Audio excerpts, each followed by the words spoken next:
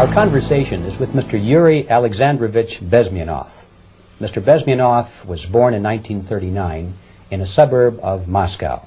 He was the son of a high-ranking Soviet Army officer. He was educated in the elite schools inside the Soviet Union and became an expert in Indian culture and Indian languages. He had an outstanding career with Novosti, which was and still is, I should say, the press arm or the press agency of the Soviet Union. It turns out that this is also a front for the KGB. He escaped to the West in 1970 after becoming totally disgusted with the Soviet system, and he did this at great risk to his life. He certainly is one of the world's outstanding experts on the subject of Soviet propaganda and disinformation and active measures. When the Soviets use the phrase ideological subversion, what do they mean by it? Ideological subversion is the process which is legitimate, overt, and open. You can see it with your own eyes. All you have to do, all American mass media has to do, is to unplug their bananas from their ears, open up their eyes, and they can see it. There is no mystery. There is nothing to do with espionage. I know that espionage intelligence gathering looks more romantic. It sells more deodorants through the advertising, probably. That's why your Hollywood producers are so crazy about James Bond type of thrillers. But in reality, the main emphasis of the KGB is not in the area of intelligence at all. According to my opinion and opinion of many defectors of my caliber, only about 15% of time, money, and manpower is spent on espionage as such. The other 85% is a slow process which we call either ideological subversion or active measures, активные мероприятия in the language of the KGB, or psychological warfare.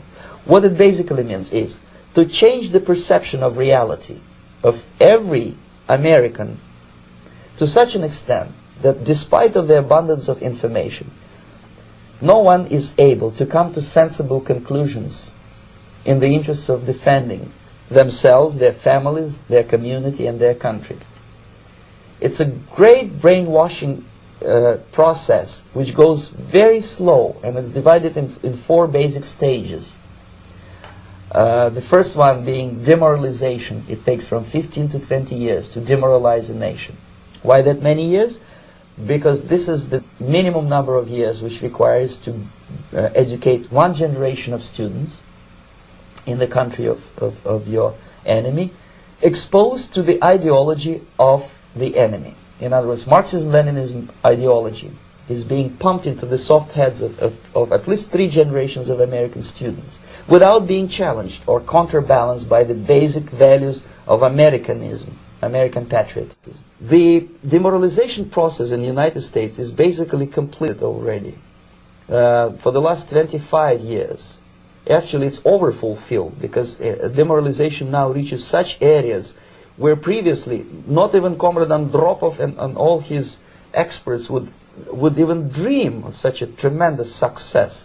Most of it is done by Americans to Americans, thanks to lack of moral standards. As I mentioned before, exposure to true information does not matter anymore. A person who was demoralized is unable to assess true information. The facts tell nothing to him.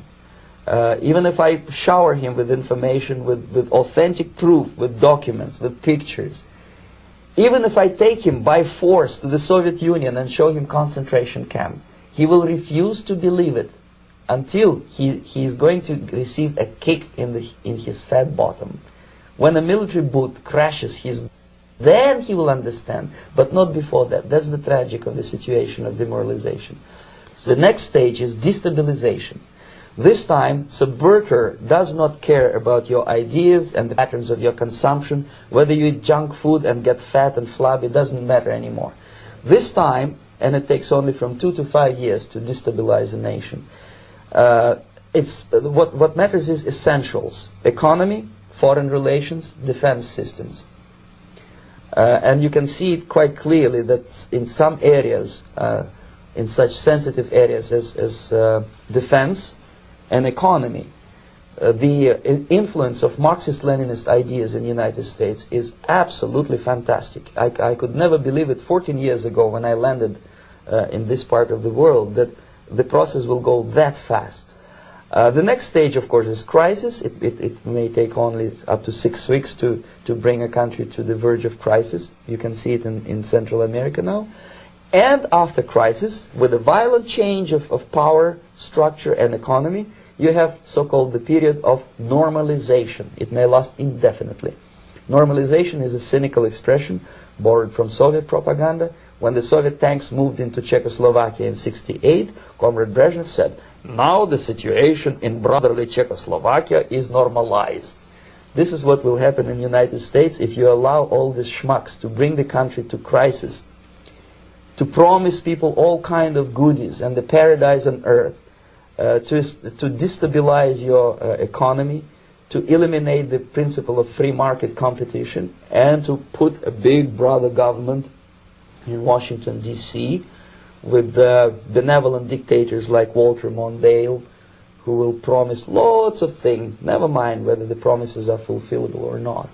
Your leftists in the United States, all these professors and all these beautiful civil rights defenders, they are instrumental in the process of the subversion only to destabilize the nation.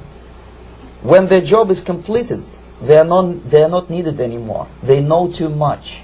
Some of them, when they get disillusioned, when they see that Marxist-Leninists come to power, obviously they get offended. They think that they will come to power. That will never happen, of course. They will be lined up against the wall and shot. But they may turn into the most bitter enemies of Marxist-Leninists when they come to power. And that's what happened in Nicaragua. You remember most of these former Marxist-Leninists were either put to prison or one of them split, and now he's working against Sandinistas. It happened in Grenada when Maurice Bishop was already a Marxist. He was executed by a new Marxist who was more Marxist than this Marxist. Same happened in Afghanistan when first there was Taraki, he was killed by Amin, then Amin was killed by Babrak Karmal with the help of KGB.